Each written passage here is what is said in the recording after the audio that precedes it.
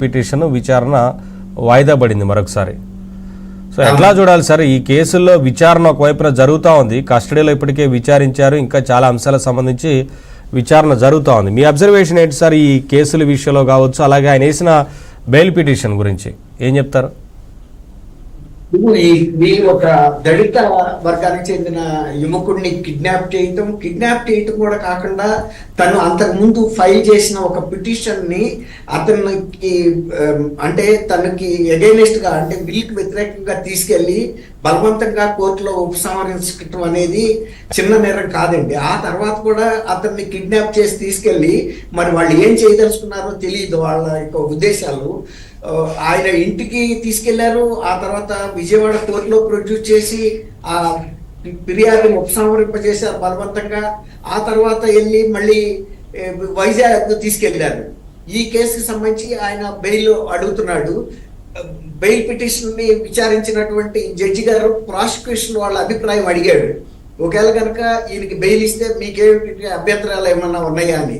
ఆ సందర్భంలో ఇప్పుడు ఆయన చెప్పింది ఏంటంటే ఈయన కనుక బెయిల్ ఇస్తే సాక్షుల్ని ప్రభావితం చేసే అవకాశం పూర్తిగా ఉంది. ఆయన సీనియర్ పొలిటికల్ లీడరు, తర్వాత తెలుగుదేశం కార్యాలయం మీద దాడి చేయటమే కాకుండా దాడి చేసిన ఫిర్యాదు చేసిన వ్యక్తిని కూడా కిడ్నాప్ చేసి కోర్టులో బలవంతంగా ప్రొడ్యూస్ చేశాడు అంటేనే ఆయన శక్తి ఎంత అనేది అర్థమవుతుంది.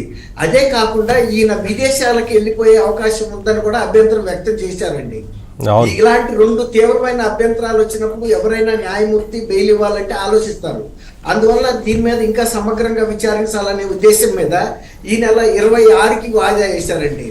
కాబట్టి దీనికి తోడు మీరు అన్నట్టు కొత్త ఫిర్యాదులు ఏమొస్తున్నాయి అంటే తేలపురంలో శ్రీధర్ రెడ్డి అనే ఒక వ్యక్తికి సంబంధించిన 8.19 ఏకర్స్ ని బలవంతంగా ఆక్రమించి అమ్మేశాడనే ఫిర్యాదు కూడా వచ్చిందండి.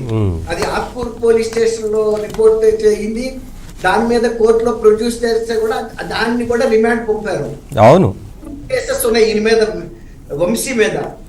తర్వాత ఇంకా ఇలాంటి బలవంతపు వసూళ్లు, తర్వాత ఆస్తులకు సంబంధించిన ఒక్కటి కాదు కదా సార్, గ్రావెల్ గురించి ఆరోపణలు వస్తున్నాయి, ఇసుక గురించి. కాబట్టి ఇవాళ జడ్జెస్ ఎవరైనా కూడా ఇప్పుడు కోసాని కృష్ణమురళి అంశం కూడా ఇట్లాంటి మల్టిపుల్ ఏరియాస్ లో ఆయన మీద ఫిర్యాదులు నమోదైనాయి. ఇప్పుడు ఈయన మీద కూడా రకరకాల కేసులు వస్తున్న సందర్భంలో జడ్జి గారు ఒక మంచి నిర్ణయం ఏం తీసుకున్నా అంటే ఇంకా కొంత సమగ్రమైనటువంటి విచారణ చేసి మాత్రమే బెయిల్ ఇవ్వటమా వద్దా అనే నిర్ణయం తీసుకోవడానికి కొంత టైం తీసుకున్నారండి.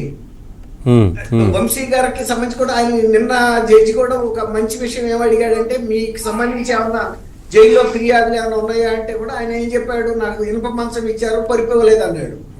అన్నది అట్లాగే ఇంకోటి చైర్ గురించి ఏదో ఫిర్యాదు చేస్తే కూడా మీరు మీ న్యాయవాది ద్వారా మీరు రిప్రజెంట్ చేసుకోమని కూడా అవకాశం ఇచ్చారు.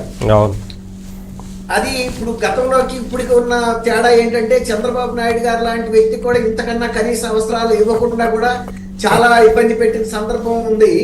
అక్కడ కూడా న్యాయస్థానం నుంచి ఆదేశాలు తెచ్చుకో